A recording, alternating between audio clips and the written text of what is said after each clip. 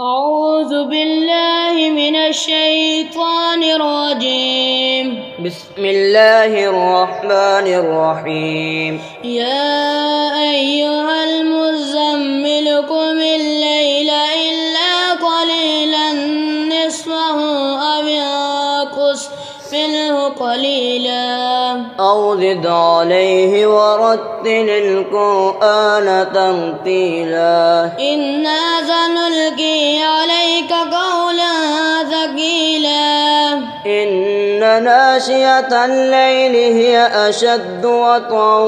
وأقوم قيلا إن لك في النهار سبحا طويلا واذكر اسم ربك وتبتل إليه تبتيلا رب المشرق والمغرب لا إله إلا هو فاتخذه وكيلا واصبر على ما يقولون واهجرهم أجرا جميلا وذرني والمكذبين أولي النعمة ومهلهم قليلا إن لدينا أنكالا وجحيما طعام ذا غصة وعذابا أليما يوم ترجف الأرض والجبال وكانت الجبال كثيبا مهيلا إنا أرسلنا إليكم رسولا شاهدا عليكم كما أرسلنا إلى فرعون رسولا فعصى فرعون الرسولا فأخذناه أخذا وبيلا فكيف تتقون إن كفرتم يوما يجعل الولدان شيبا السماء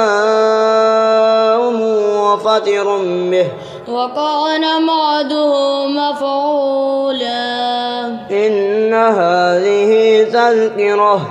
فما شاء اتخذ إلى ربه سبيلا إن ربك يعلم أنك تقوم أدنى من ثلثي الليل ونصفه وثلثه وطائفة من الذين معك والله يقدر الليل والنهار علم أن لا تحصوا فتاب عليكم فاقرؤوا ما تيسر من القرآن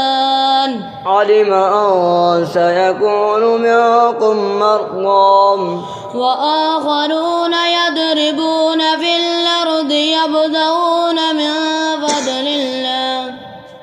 وآخرون يقاتلون في سبيل الله فاقرؤوا ما تيسر منه وأقيموا الصلاة وآتوا الزكاة وأقرضوا الله قرضا حسنا